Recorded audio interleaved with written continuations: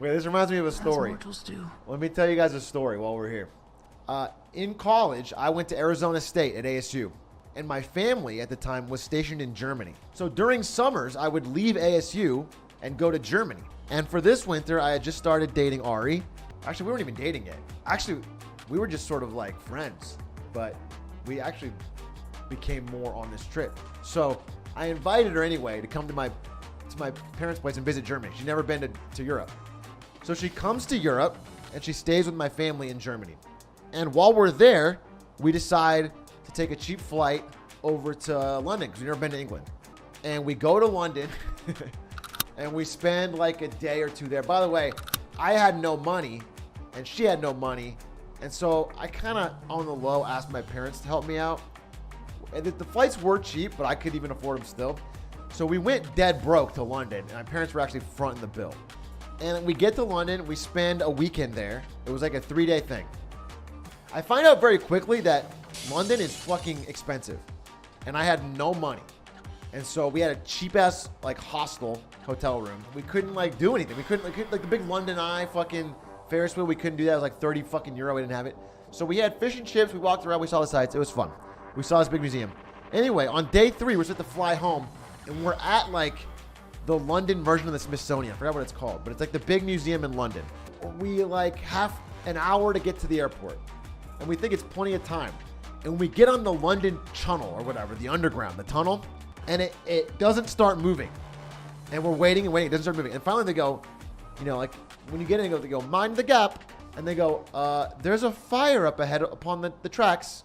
So the tube, yeah. So the tube is paused for further notice. And I'm like, wait, what? There's a fire on the tracks? We're like starting to freak out. By the way, this trip is in like 2012 or something. So we don't have phones. Everything is coordinated through when we can get Wi-Fi at a cafe. We don't have any phones. I can't call my parents. I can't do anything. So anyway, there was some fucking fire. So the train's not going. So now we're freaking out. So we get off the train. I used the little bit of money I have left to get on a bus. There's like a bus to the airport.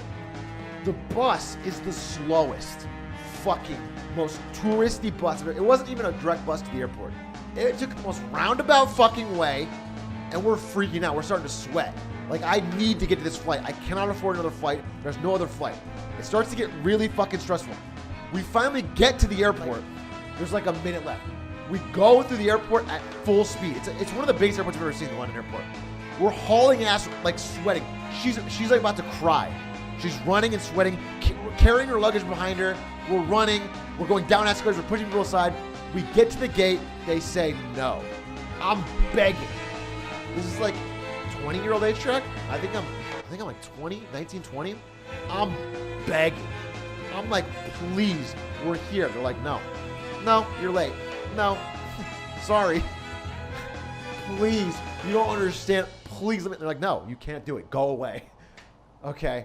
So now I'm freaking out. Now I'm like, oh, fuck. My dad. This is also my dad was still in the military, so he was way more heated. My dad's calm now.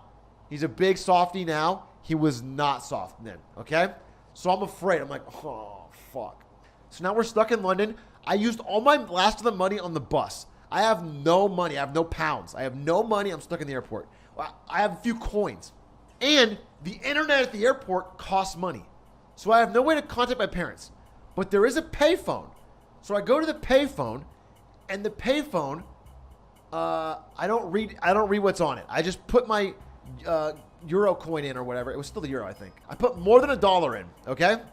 And I call my dad. I call my mom, actually. I call my mom because I know my dad's going to be mad. So I call my mom, and I'm like, Mom, we missed our flight. I'm stuck in. And literally, as I say stuck in, click, the fucking phone goes off. And I'm like, what?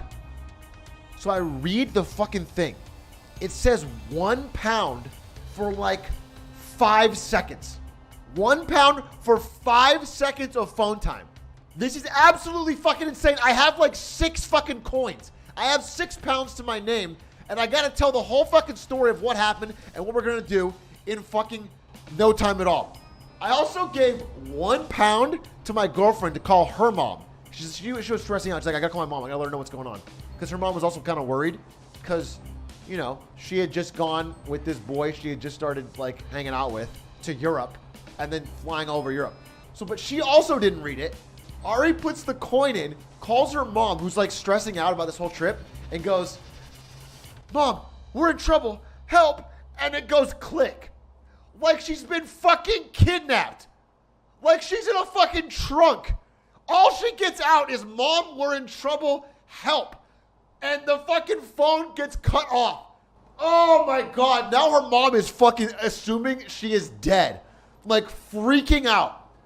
And I can't give fucking her another coin. I can't give her another coin because we only have a few coins left. And I have to get this fucking information to my dad. So I call my dad again. And I tell him, "Dad, I have 5 seconds per call. I have to tell you the story. It's important. We missed the flight. Get a new flight." You know, and I can tell he's pissed. The first thing he says to me is, "Are you shitting me, Brandon?" Click. It goes off again. And I was just like, fuck, I don't want to call him back, but I have to. I don't want to call him back, but I have to. He's so mauled. So I call him back. I don't remember exactly the terms we said, but he got legit. He got serious. He got down to brass tacks. On my very last coin, I call him and he goes, "This is your flight number. This is the time. Be there." Because he bought me a new flight. If you buy a last second flight out of Heathrow, there wasn't even a direct flight back to Germany, to where we were. So the flight was into like the fucking Netherlands. Yeah, we lived like right here and I got flown like right here.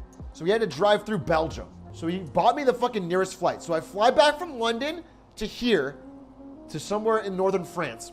My dad, when he picked me up, he was so mad he wasn't yelling. He was silent, which is, for my dad, is the scariest thing. He was dead silent. He was just like, "Get in the car." He couldn't even speak. He was so mad. Now, again, I really think, you know, I didn't really explain it to him about the fucking, I think we got unlucky. Even if I wasn't responsible enough to remember the time of the flight, which I was, my girlfriend absolutely is. It was just unlucky, but my dad didn't want to hear it. And he spent a lot of money on this flight and he was just mad. Also, he had to drive like, this is like 3 hours. This trip is like 3 hours or whatever from here to here. So we get in the car, I'm in the front seat, Ari's in the back, and we drive home 3 hours in silence. And I swear to God, I can just hear the voice in his head. "Fucking stupid, irresponsible, missed his time, wasting my whole day." I can just tell he's fucking mad. Dude, I can hear it. It's like he's not saying it, but he might as well be yelling it because I can hear it. And I'm just like, oh. And also, I've been stressed and the flight was long and all the running, so I'm tired. But I know if I fall asleep while he's driving me home, I will never hear the end of it. So I have to stay awake. I got to stay awake and look ahead at the road in dead silence. If I lay down and fall asleep like he's chauffeuring me, he will beat my ass. So I have to stay awake and just look ahead and not say anything. Ari's asleep. Ari passed out in the first fucking second. She's in the backseat sleeping. So the first thing I know is that my dad won't yell because Ari's here. So all I do for the rest of the trip is I'm always near Ari. When my dad's around. I don't think I saw my dad alone for the rest of the trip. I mean, we flew back home from Germany in like a few days later. So I just basically always had Ari near me and he could just tell the simmering anger was boiling underneath him. Oh yeah, so the final part of the story is we get back to Germany. It's now been like many hours. She calls her mom. Her mom has been freaking out. Luckily, her mom got in touch with my mom a few hours later, but her mom was this close to calling the fucking like police and trying to get Interpol on the horn. Her mom was freaking. So everyone was stressed. Everyone was sad. And that's the story. That's how we made it. She could not have chosen a worse first 5 words before getting cut off. I can't imagine a thing she could say that would scare her mom more before getting clicked off.